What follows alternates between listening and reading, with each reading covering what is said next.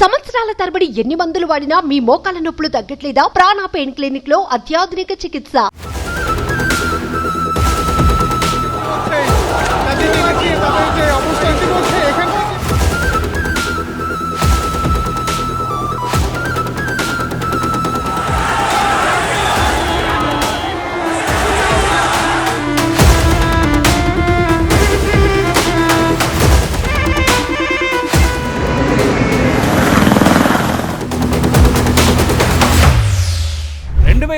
నుంచి బంగ్లాదేశ్ను పాలిస్తున్న ఆ దేశ ప్రధాని షేక్ హసీనాకు ఊహించని పరాభవం.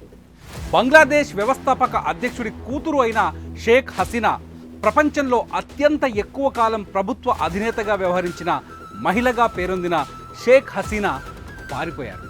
అవును, మీరు విన్నది నిజమే. ప్రాణభయంతో ఆమె దేశం విడిచి పారిపోయారు. ఈ ఏడాది జనవరిలో 4వసారి అధికారం చేపట్టిన ఆమె దేశం విడిచి పారిపోవాల్సిన పరిస్థితి ఎందుకు వచ్చింది? ఉవ్వెత్తున ఎగిసిపడిన నిరసన జ్వాలలకు సొంత సైన్యమే ప్రధానికి డెడ్లైన్ ఎందుకు పెట్టింది? ఆమె పారిపోయి మన ఇండియాకే ఎందుకు వచ్చారు? షేక్ హసీనా పారిపోవడంతో భారత్పై ఎటువంటి ప్రభావం పడబోతోంది? Let's watch this story.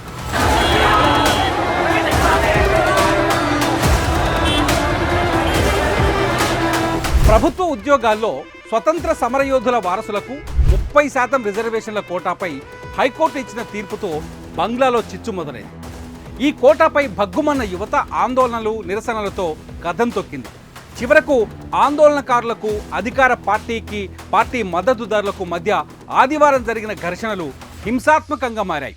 ఈ ఘటనల్లో 14 మంది పోలీసులు సహా 100 మంది ప్రాణాలు కోల్పోగా వందలాది మంది గాయపడ్డారు. రిజర్వేషన్లపై జరుగుతోన్న ఆందోళనల్లో ఇప్పటి వరకు మృతి చెందిన వారి సంఖ్య 300 దాటింది. దీంతో భారత్ సహా పలు దేశాలు తమ పౌరులకు సూచనలు చేశాయి. బంగ్లాదేశ్లో ఎవరూ పర్యటించవద్దని హెచ్చరించాయి.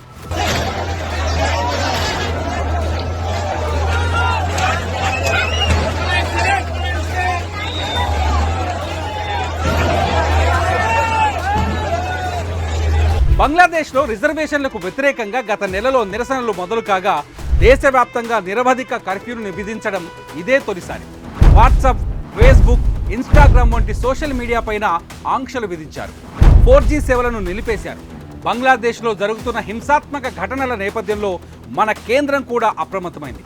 బంగ్లాదేశ్లో ఉన్న భారతీయ విద్యార్థులు, పౌరులు తమను సంప్రదించాలని అక్కడ ఉన్న భారత రాయబార కార్యాలయం సూచించింది.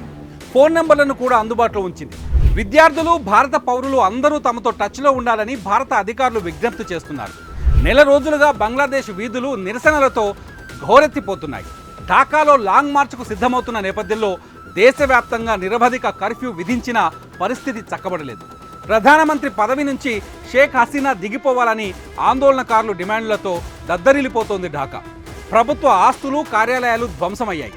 నిరసనకారులు పలు చోట్ల వాహనాలను తగలబెట్టారు. ముఖ్యంగా రాజధాని ఢాకా ప్రాంతంలో అల్లర్లతో అట్టుడుపుతోంది ఆ ప్రదేశం.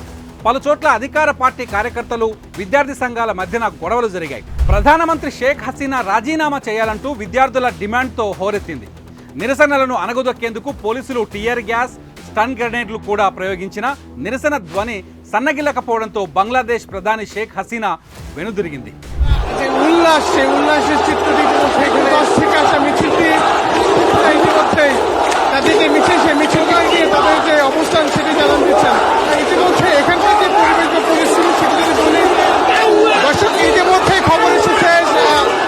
ప్రభుత్వ ఉద్యోగాల్లో స్వాతంత్ర సమరయోధుల వారసులకు 30% రిజర్వేషన్ కోటాను 1972లో తీసుకురాగా 2018లో అధికారంలో ఉన్న షేక్ హసీనా ప్రభుత్వం రద్దు చేసింది. వారసులకు 5%, ఇతర వర్గాలకు మరో 2% మాత్రమే రిజర్వ్ చేశారు. అయితే హైకోర్టు మళ్లీ 30% కోటాను పునరుద్ధరించడంతో బంగ్లా వ్యాప్తంగా నిరసనలు మొదలయ్యాయి.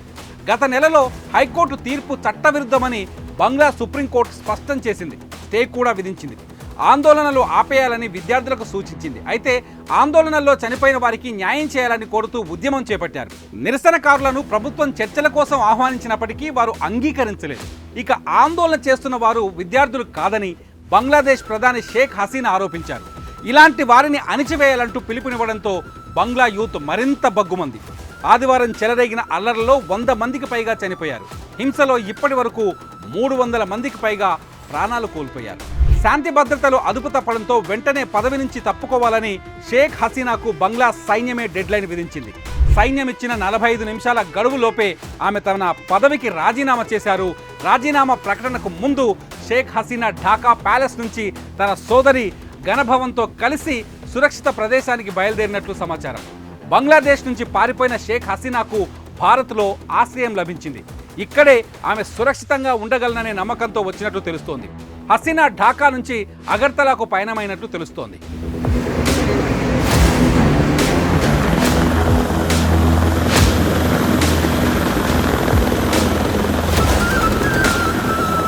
భారత్కు సన్నిహిత మిత్రదేశంగా ఉన్న బంగ్లాదేశ్కు సుదీర్ఘకాలం ప్రధానిగా పనిచేసిన షేక్ హసీనా తప్పుకోవడం మనకు అంటే భారత్కు నష్టదాయకంగా మారే అవకాశం ఉంది. ఎందుకంటే భారత్కు తూర్పున ఉన్న బంగ్లాదేశ్లో ఇప్పటికే పరిస్థితులు శృతిమించుతున్నాయి. అక్కడి నుంచి భారత్కు తీవ్రవాదులు చాలా సులువుగా చొరబడుతున్నారు. వీరిని అదుపు చేసేందుకు హసీనా సర్కార్ ప్రయత్నిస్తూనే ఉంది. అంతలోపే ఆమెకు స్వదేశంలో ఇబ్బందికర పరిస్థితులు ఎదురుకావడంతో పదవి నుంచి తప్పుకున్నారు. భారత్కు అనుకూల నేతగా పేరున్న షేక్ హసీనా బంగ్లాదేశ్ ప్రధాని పదవికి రాజీనామా చేయడంతో ఇప్పుడు ఆ స్థానంలో ఆమె ప్రత్యర్థులు లేదా ఆర్మీ గద్దెనెక్కడం ఖాయం. అదే జరిగితే భారత్తో ఇప్పటి వరకు ఉన్న సన్నిహిత సంబంధాలు కొనసాగే అవకాశాలు తగ్గిపోతాయి. అలాగే భారత్తో ఇప్పటి వరకు బంగ్లాదేశ్కున్న సంబంధాలకు బ్రేక్ పడటం ఖాయం. అలాగే ఇరు దేశాల మధ్య మైత్రికి ఇబ్బందులు తప్పకపోవచ్చని అంచనా వేస్తున్నారు. దీంతో షేక్ హసీనా రాజీనామాపై భారత్ ఎలా స్పందిస్తుందన్నది ఉత్కంఠ నెలకొంది. బంగ్లా పరిస్థితులు ఇప్పటికైనా చక్కబడుతాయా? మనకు బంగ్లాకు ఉన్న సత్సంబంధాలు ఇక మీదట కొనసాగుతాయా? వేచి చూద్దాం.